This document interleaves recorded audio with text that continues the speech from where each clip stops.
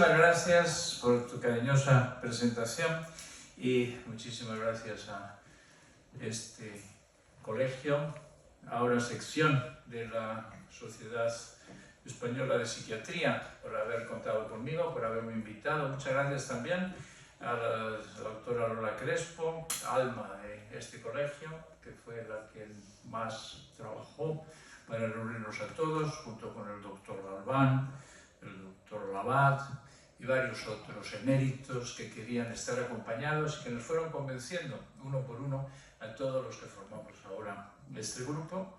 Y como dijo Julio, sí, yo me llamo José Luis González de Rivera y Revuelta y como sabéis hice mi formación posgraduada en psiquiatría en la Universidad McGill de Montreal, donde me presenté igual que aquí. Dije, yo soy José Luis González de Rivera y Revuelta. Y dije, no, doctor Revuelta. Digo, no, Revuelta es el apellido de mi madre. Y dice, ¿y el suyo cuál es? Digo, bueno, el de mi padre, González de Rivera. Y dice, ¿por qué dice el de su madre? Hombre, los españoles y muchos hispanoamericanos lo hacemos así, nos gusta recordar a mamá. Y dice, bueno, entonces usted es de Rivera. Y dije, vale. Y desde entonces me llamo Luis de Rivera, aunque era en otro continente. Y así fue como empecé yo mi formación, en la que quizá ahora mismo soy el psiquiatra en activo que más tiempo ha dedicado a la investigación, a la docencia y a la práctica clínica de la psicoterapia, que es de lo que básicamente voy a hablar ahora, porque para mí fue muy fácil, porque cuando llegué a McGill era un centro, quizá el centro más importante en toda América del Norte, incluyendo Estados Unidos y Canadá, en lo que podríamos llamar eclecticismo, psiquiatría ecléctica. Había grandes líderes de la psiquiatría biológica, en aquellos tiempos la psiquiatría biológica, recuerden, les voy a decir que yo vi a algunos de los pacientes de Heinz Lehmann, que estaban ingresados en el Hospital Psiquiátrico de Montreal, el Douglas Psychiatric Hospital, con los cuales él había hecho los primeros estudios clínicos con estándar científico sobre la utilidad de los neurolépticos en el tratamiento de la esquizofrenia. Estoy hablando de un tiempo del siglo pasado. Bueno, no deberíamos decirlo muy fuerte, pero estos pacientes, después de haber sido curados con la clorpromacina de su esquizofrenia crónica, seguían ingresados en el hospital psiquiátrico, ciertamente mucho mejor que lo que estaban antes, y en aquella época en que la psicofarmacología empezaba a despejar, bueno, los psiquiatras hacíamos psicoterapia, era nuestra herramienta terapéutica principal. Estoy muy contento de ver que en este congreso hay varios simposios y varias reuniones sobre psicoterapia. Me alarma un poco el título, que me dice todo aquello que un psiquiatra quisiera saber y no se atrevió a preguntar. No hay un simposio o un curso que se llama así. Bueno, da la impresión de que los psiquiatras ahora, los jóvenes psiquiatras, están reentrando en la psicoterapia, que para los viejos era nuestra herramienta fundamental. Y tuve la suerte de trabajar con Habib Davalou, que fue el creador de una de las modalidades de psicoterapia breve, justamente en el tiempo en que él estaba inventando, junto con Sifneus, el inglés, estaba inventando lo que luego se llamó Short Term Dynamic Anxiety Provoking Psychotherapy, otro nombre largo que al final lo dejaron en Short Term Psychotherapy. Hice una formación completa en psicoanálisis, soy psicoanalista reconocido por la American Academy of Psychoanalysis y la Asociación Psicoanalítica de Madrid, afiliada a la Internacional Psicoanalítica que fundó Freud, y aprendí también una técnica alemana que se llama el entrenamiento autógeno, con uno de los discípulos de Schulze, el creador de la técnica, Wolfgang Lütte, en Montreal. Menciono todo esto porque con toda esta amplia formación psicoterapéutica, he descubierto a lo largo del tiempo que la intervención más eficaz de todas las que he conocido es precisamente el antiguamente llamado entrenamiento autógeno y que ahora llamamos autogenics. Suena mejor. Jerónimo antes dijo, la importancia de cambiar los nombres. Es muy buena idea cambiar los nombres porque da la impresión de que estamos progresando, estamos haciendo algo nuevo. Y esta técnica es muy sencilla en apariencia, sumamente difícil en la práctica. Yo tuve toda mi formación posgraduada en las universidades, en los hospitales docentes afiliados a McGill, y el último año lo pasé en el Instituto Neurológico de Montreal, el Montreal Neurological Institute, donde, fundado por Wilder Penfield, conocéis el homúnculo, conocí a este hombre ya en sus últimos años, emeritísimo, en donde era un conversador que no encontraba persona con conversar hasta que me encontró a mí, que era el psiquiatra consultante en su instituto, y tuve oportunidad de tener algunas conversaciones muy interesantes con él. Wilder Penfield creía en el alma, era firme convencido que existía el alma y el cuerpo, y nunca me atreví a discutir ese concepto ni a querer profundizar, porque me daba cuenta que era muy importante para él esa creencia. Por razones bastante obvias, todos tenemos ganas de seguir viviendo después de morirnos, aunque una amiga mía dice que lo importante es no vivir después de la muerte, lo importante es vivir antes de la muerte. Hice mi tesis doctoral con un discípulo de Penfield, era Frederick Anderman, que era el director de la unidad de epilepsia, y gracias a la amabilísima cooperación de José Guimón, que entonces era ya el profesor encargado de cátedra en la recién creada Universidad de Bilbao, pude hacer una tesis internacional con José Guimón, que en gloria esté, y Frederick Anderman me dirigieron una tesis que era precisamente tratamiento psicoterapéutico de la epilepsia temporal, con entrenamiento autógeno. Dirán, parece sorprendente, como la epilepsia, Frederick me enviaba regularmente como consulta a todos los enfermos epilépticos temporales dificilísimos y complicadísimos que los neurólogos no querían ver, que me ocupaba de ellos, y con entrenamiento autógeno sorprendentemente mejoraron, no solo en el aspecto psiquiátrico, los síntomas psicopatológicos, lo cual era bastante de esperar, sino también en sus crisis epilépticas. Ese trabajo está publicado hace tiempo con Anderman, y a partir de ahí empecé a pensar, digo, esto hay que buscarle otro nombre, y recientemente en alguno de los últimos congresos de la Sociedad Española de Medicina Psicosomática, que por cierto les recuerdo que va a celebrar su congreso a finales del mes de noviembre, empezamos a hablar de psicoterapia psicosomática. Psicoterapia psicosomática es una modalidad de psicoterapia que, bueno, está la psicoterapia verbal, el creador de la psicoterapia verbal. Más conocido fue Freud, pero se estaba haciendo de toda la vida, hablar, talking, la psicoterapia conductista, que busca la forma de cambiar la conducta, podríamos decir. Y yo pensé, digo, hay otro tipo de psicoterapia psicosomática, vamos a decirla, que es la psicoterapia que lo que cambia es el funcionamiento neurovegetativo. El entrenamiento autógeno, que ha evolucionado mucho desde los tiempos de Schultz, estamos en la tercera ola de lo que es Autogenics ahora mismo, que por cierto no he venido a hablar de mi libro, por eso no pongo la diapositiva, pero tengo un libro que se llama Autogenics 3.0, que actualiza el método. Entonces, esta es una técnica junto con el biofeedback, por ejemplo, podríamos decir que es otra, la coherencia cardíaca, que es otra, el mindfulness, que es otra. Hay varias técnicas que básicamente su efecto más inmediato y principal es entrenar y modificar el sistema neurovegetativo. Podemos tratar a la gente para cambiar sus ideas, para cambiar sus sentimientos, sus relaciones. Bien, hay muchas psicoterapias para eso.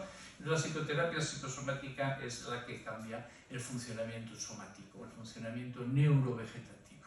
Entonces yo creo que yo he hecho ya a estas alturas dos aportaciones a la psicoterapia. Una de ellas es ese concepto psicoterapia psicosomática y ese enfoque o ese desarrollo de la psicoterapia autógena para no solamente la práctica que enseñó Schultz de concentrarse en el funcionamiento corporal, también hemos añadido técnicas para concentrarse en el funcionamiento sentimental, si queréis, en los sentimientos, para percibir y sentir el sentimiento desde el principio al final. Os diré esta técnica de sentir el sentimiento, la han tratado los fenomenólogos. Max Scheler, en su libro, en su tratado de la ética, él tiene un apartado pequeñito, pero habla de este concepto sentir el sentimiento. ¿Qué es? Sentir es un acto, es un verbo de acción, y sentimiento es un nombre, es un sustantivo, es algo que ocurre. Sentir el sentimiento es permitir toda la expresión, toda la dinámica sentimental desde que empieza hasta que termina, cosa que pocas veces se piensa porque pensamos que las emociones son algo concreto, puntual. No, tienen un largo recorrido, cambian de intensidad, cambian de matiz, se asocian unas con otras, etc.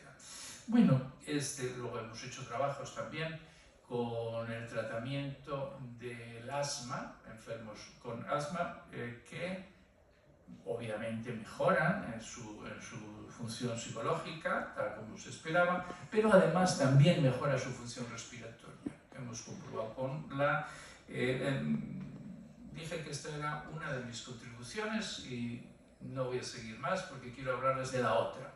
La otra contribución, mi formación en psicoterapia no ha sido ecléctica, ha sido muy sistemática en distintas modalidades. El que ha sido ecléctico he sido yo, que he buscado la forma de conjugar los enfoques. Me ha parecido muy importante hablar de algo que se obvia bastante cuando hablamos de psicoterapia, que es el psicoterapeuta. Hace poco celebramos en Madrid, en colaboración con la UNED y la Sociedad Española de Medicina Psicosomática, un congreso, un simposio sobre la eficacia de las psicoterapias. Y uno de nosotros decía, el doctor Del Pino de Sevilla decía, es que te voy a decir, lo que tenemos que investigar no es la eficacia de la psicoterapia, sino la eficacia del psicoterapeuta. Un buen psicoterapeuta, cualquier técnica que utilice le va a dar resultado.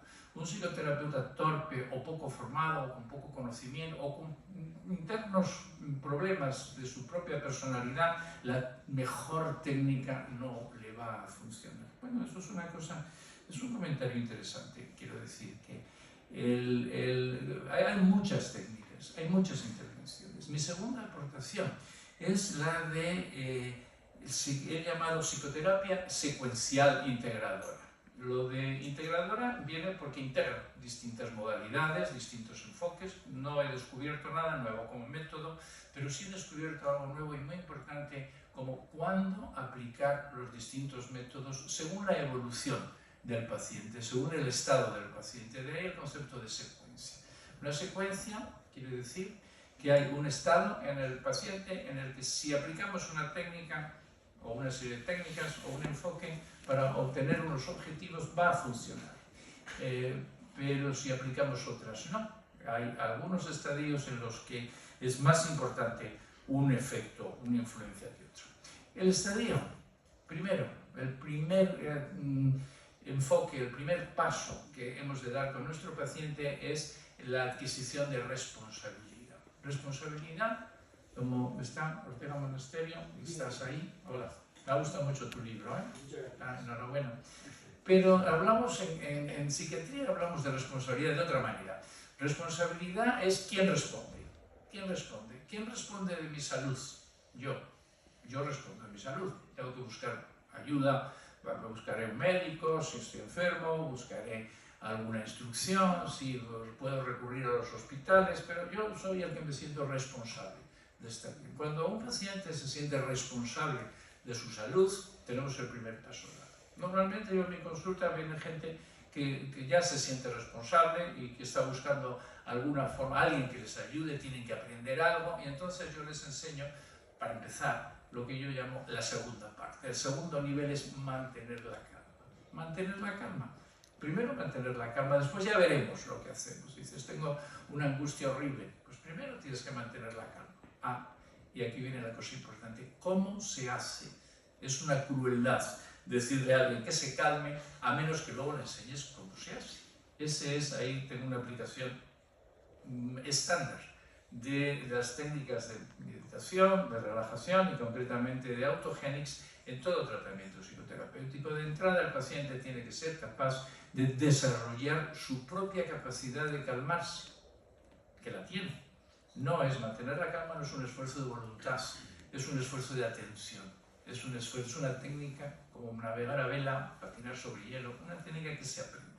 Que se aprende y que una vez que se aprende, y se mantiene, nos facilita dar el tercer paso. El tercer paso, en mi método lo llamo minimizar el daño.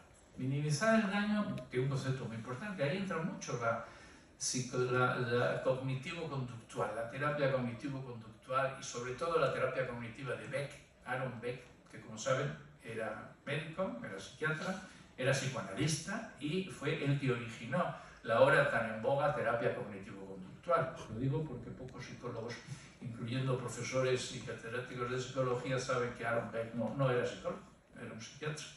Y minimizar el daño quiere decir que siempre hay un daño. Si una persona está mal es porque algo le ha pasado. Freud estaba muy interesado en los traumas infantiles. Bueno, no hace falta buscarlos. Todo el mundo tiene en algún momento una situación de crisis interna o externa que es la que suele determinar que busque tratamiento, que busque terapia. Minimizar el daño quiere decir contentarse con el primer daño. Es cierto que me están tratando mal en el trabajo. Es cierto que el profesor Bowes quiere cortarme ya, pero pues, me quedan 2 minutos. Es cierto, sí. ¿Y qué voy a hacer? No hago nada. No hago nada porque no es culpa mía, no es responsabilidad mía. Algo ha ocurrido que me ha hecho daño. El segundo daño es lo que uno hace a continuación, imaginando venganzas, imaginando problemas.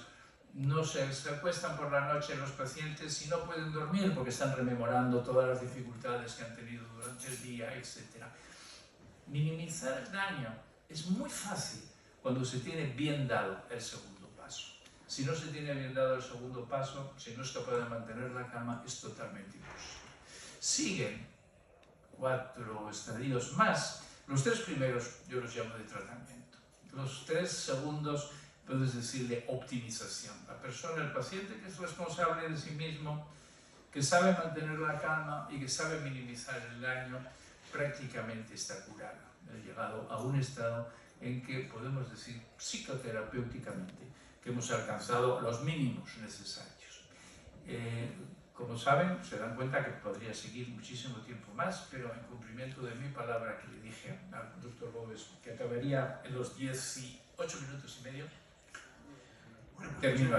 Muchas gracias por por sintetizar tan precisamente